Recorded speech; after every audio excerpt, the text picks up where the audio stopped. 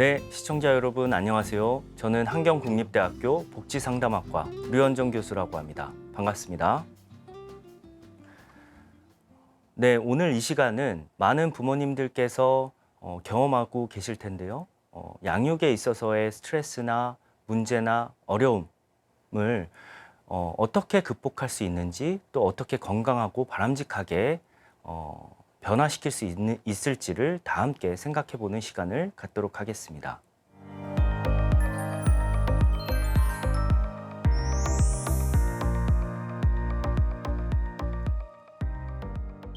아픔의 대물림, 즉 가정폭력의 세대 간 전이라고 할 수 있겠는데요. 사실 어떻게 보면 무의식적이고 또 어린 시절부터 학습된 행동 패턴이라고 할 수 있습니다. 다시 말해서 이 어린 시절의 폭력이 일상화된 가족 환경에 반복적으로 노출된 자녀의 경우 이 성인이 된 후에 자동적으로 자신이 학습한 공격적이고 또 폭력적인 갈등 해결 방식이 재현되는 경우가 많다라는 겁니다.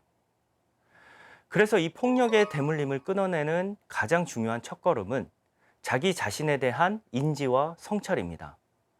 내가 과거 어린 시절 부모로부터 어떤 경험을 겪었고 또 그 경험이 지금의 양육에 또는 갈등 방식에 어떤 영향을 주고 있는지 이런 질문을 스스로에게 던지는 시간을 자주 갖게 되면 객관적으로 자신을 바라보는 하나의 계기가 됩니다. 이 과정은 과거로부터의 회복과 또 현재 자신이 맺고 있는 관계에 굉장히 긍정적인 영향을 미치게 됩니다. 여러분, 부모는 완벽할 필요가 없습니다. 우리도 누구나 관계 속에서 크고 작은 상처를 받고 자란 사람이기에 실수를 할 수 있습니다. 다만 제가 드리고 싶은 말씀은 이 실수를 했을 때 자신을 돌아보는 태도, 이후 자녀에게 미안하다라고 말할 수 있는 용기, 그리고 이것들이 내 자녀의 정서를 안정시키고 폭력의 대물림을 끊어내는 그 시작이라고 할 수 있겠습니다. 학대나 트라우마를 경험한 부모라고 해서 모두가 가해자가 되는 것은 아닙니다. 이 차이는 사실 다양한 요인이 있겠지만 과거 경험을 어떻게 이해하고 지금의 나와 어떻게 구분하는가에 있습니다. 앞서 잠시 말씀드린 것처럼 자기 성찰, 자기 치유 과정에서 지금 느끼는 감정과 태도가 아이 때문인지 과거의 자신의 상처 때문인지 구분하기 시작하면 그때부터 양육은 달라집니다. 사실 이 성찰과 치유 과정이 처음에는 어렵다고 느껴질 수 있습니다. 때에 따라서는 나는 노력한다 라고 하는데 여전히 자녀에게 실수하는 것 같고 그런 경우 있으시죠?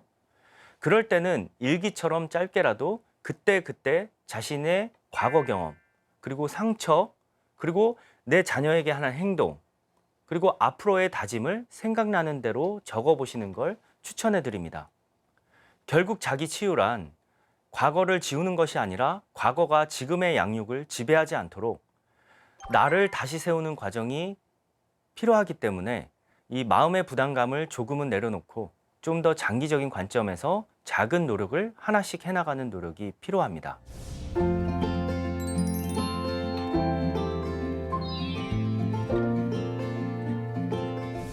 가족 안에서의 긍정적인 언어는 몸과 마음, 관계를 동시에 변화시키는 이 과학적인 개입이라고 할 수 있습니다. 그러한 측면에서 이 TSL 가족치료 프로그램을 소개합니다. 고마워, 미안해, 사랑해, Thank you, sorry, love의 약자이기도 합니다. 이 고마워, 미안해, 사랑해를 꾸준히 하면 실제로 스트레스 호르몬이 낮아지고 또 심박과 긴장도가 안정이 됩니다. 즉 다시 말해 가족 간의 따뜻한 말 한마디는 비용 없이 마음을 안정시키는 안정제와도 같습니다. 즉 갈등이 생겨도 이러한 사랑의 언어가 오가는 집은 다시 연결되는 중요한 회복력이 생긴다고 할 수 있겠습니다. 더불어 아이에게는 이러한 말들이 나는 사랑받는 존재라는 심리적 안정기지 역할을 하기도 합니다. 실제로 많은 연구에서 이 단순한 말 한마디가 아이의 정서적 안정감을 높이고 공격성이나 위축감을 감소시키는 것을 확인하였는데요. 이 단순해 보이는 작은 말 한마디가 부모의 몸을 안정시키고 아이의 마음을 살리고 가족의 관계를 회복시키는 이 과학적 힘을 갖고 있기 때문에 오늘부터라도 속으로 말고 직접적인 말로 자녀나 배우자에게 고맙다, 미안하다, 사랑한다를 표현해 보면 어떨까 합니다. 사실 양육은 어떤 심리적인 반응과 생리적인 반응이 동시에 작용하는 복합적인 시스템이기 때문에 심리만 보거나 신체만 보면 중요한 부분을 놓칠 수 있습니다.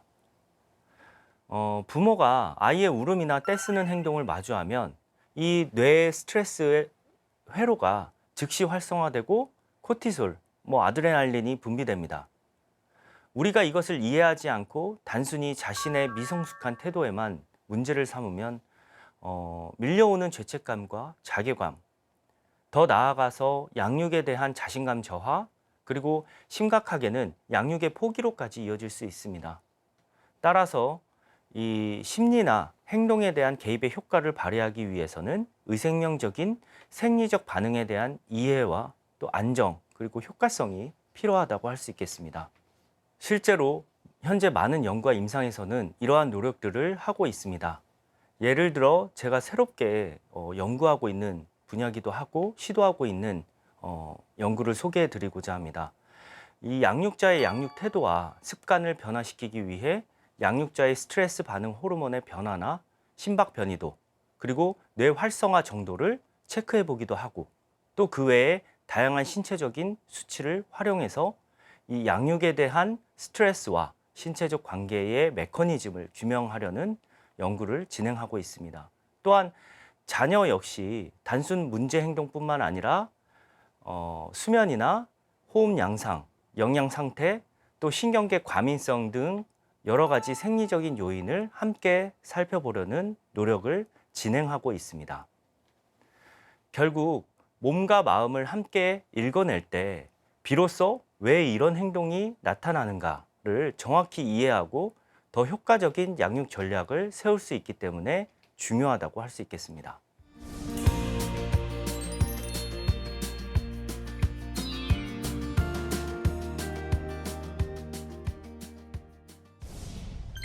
네, 부모 상담의 중심이라고 할 수 있겠죠. 이 양육에 대한 스트레스는 어떤 단순한 피로가 아니라 부모의 정서 조절, 판단력, 공감 능력을 약화시키는 굉장히 중요한 요인입니다.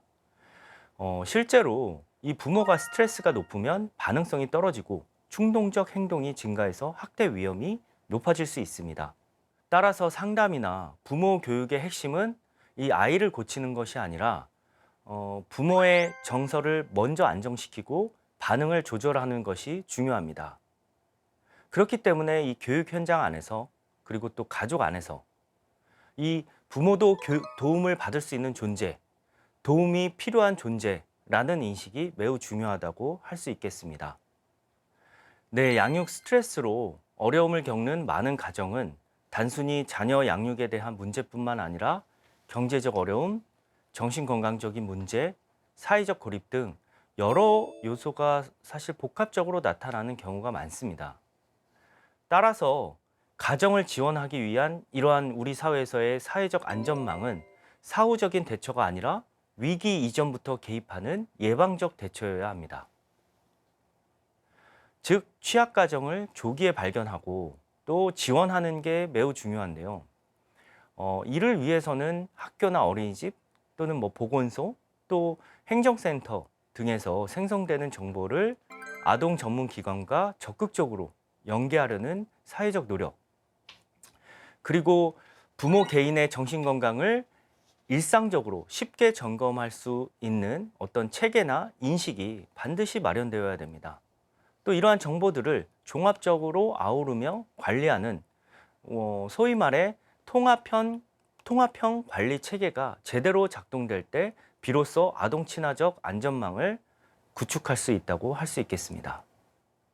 이 나눔은 사실 단순한 기부가 아니라 내 자녀가 살아갈 우리의 따뜻한 사회를 만드는 우리 스스로가 만들어가는 일이라고 생각합니다. 저 역시 할머니와 아버지의 손길로 시작된 나눔을 이어오면서 나눔이 제 자신과 가족의 가치관과 태도에 얼마나 많은 영향을 주었는지를 몸소 경험을 했는데요.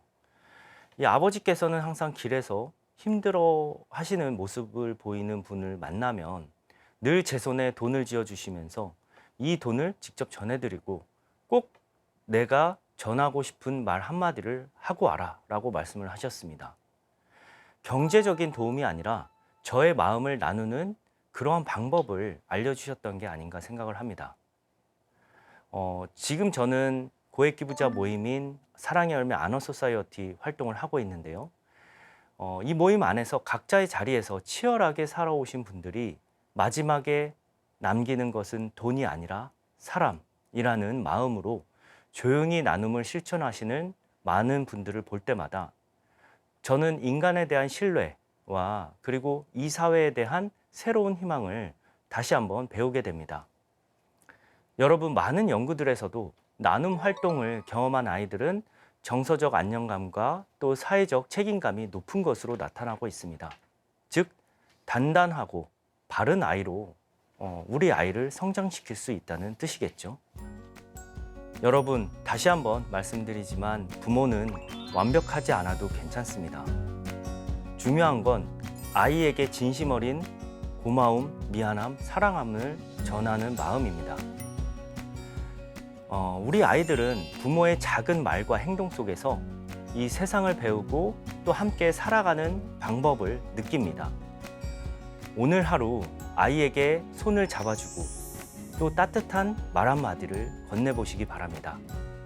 그 작은 순간들이 우리 아이들에게 큰 사랑이 되고 미래의 희망으로 다가오게 될 것입니다. 오늘 방송 함께 해주셔서 진심으로 감사드립니다. 경청해 주셔서 감사합니다.